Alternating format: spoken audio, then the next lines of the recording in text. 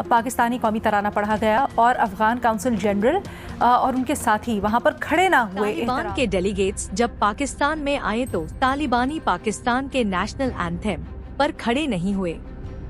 इस खबर पर पाकिस्तान में चर्चा शुरू हो गई है।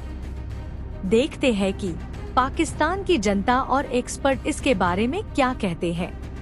उनके लिए काबिल एहतराम करता है। और पाकिस्तान की तरफ से उनको अड्डे मिले हैं। उनके दुश्मनों को अमेरिका ने अटैक किया है, उन पे जाके उनके अफगानी भाई मारे हैं। हमारे भी वो मुसलमान थे, लेकिन जब मुसलमान का कत्ल करता तो इसी तरह वो हाँ, आप कह रहे हो कि एक मुसलमान ही मुसलमान का कत्ल करता है, लेकिन नफरत हम हिंदुओं से करते हैं। हालांकि उन्होंने तो कभी किसी मुस्लिम का उन्होंने तो नहीं कत्ल किया, लेकिन मुसलमानों ने मुसलमानों को तो कत्ल किया ना। ये हमने अड्डे दिए उनको बैठने के लिए, उनको जगह दी प्रॉपर। उनके दुश्मनों को अमेरिका ने अटैक किया। अगर हम उनको अड्डे ना देते, उनको बैठने की कहीं जगह ना मिलती, वो कैसे जाके इंडिया ने इनकार किया, पाकिस्तान ने दे दिए। पाकिस्तान ने दे दी, इंडिया ने इनकार किया तो पाकिस्तान ने दिए, तो पाकिस्तान उसका इंजाम भुगत रहा है ना अभी तक। एंथम है या नहीं है।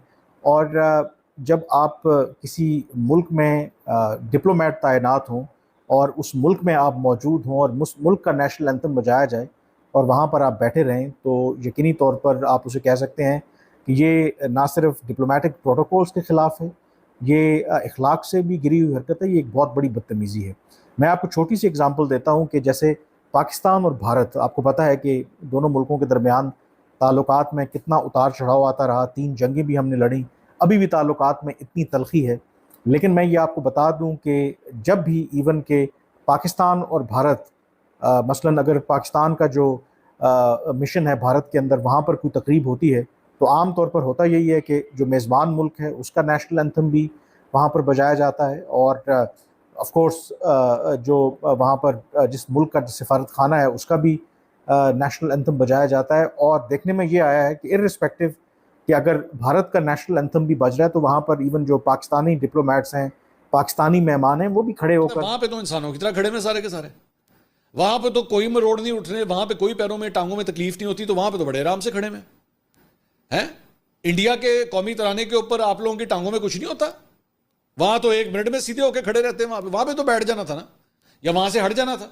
वहाँ पे तो आराम से सीधी लाइन में जो है वो सबके सब यूं करके खड़े रहे, वहाँ पे कोई तकलीफ नहीं हुई। तकरीब में आई थिंक वो तकरीब जो थी वो ईद मिलादुन नबी के हवाले से थी।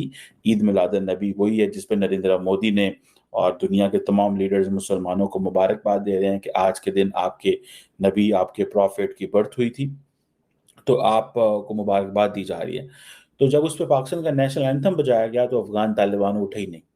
पूरी दुनिया का ये असूल है। मैंने कोई सैकड़ों हज़ारों जो हैं वो इवेंट्स अटेंड किए हैं दुनिया के डिफरेंट मुल्कों के।